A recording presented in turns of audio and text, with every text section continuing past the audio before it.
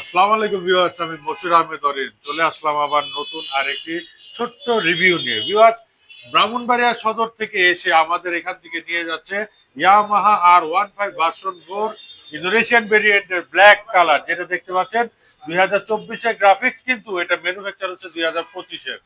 তো চলুন একটু কাস্টমারের সাথে কথা বলি। আসসালামু আলাইকুম ভাইয়া। ভাইয়ার বাসা কোথায়? ব্রাহ্মণবাড়িয়া সদরে। আচ্ছা, আলিফ মোটরসের কি ভিডিও দেখা হয়? হ্যাঁ, দেখা হয়। আচ্ছা, ভিডিও দেখে কি আসছেন আপনারা বাইক হ্যাঁ, নিতে? আমি ভিডিও দেখে আসছি এবং আপনাদের রিভিউ দেখলাম ভালো। তার জন্য আমি সেখান থেকে আচ্ছা, গাড়ি যে দেখলেন, গাড়ির আপনি নিজে আনপ্যাক করে নিতে পারছেন? হ্যাঁ, হ্যাঁ। কোনো সমস্যা? না, না সমস্যা নাই। প্রাইসও রিজনেবল? না, রিজনেবল সবকিছুই ঠিক আছে এবং আমিও বলব যে এখানে আসেন।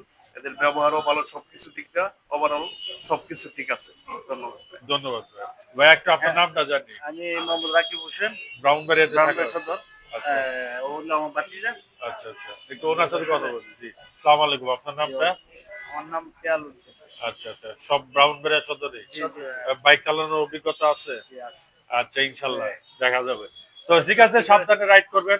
তো ধন্যবাদ ভিউয়ার্স এই ছোট্ট রিভিউটা দেখার জন্য।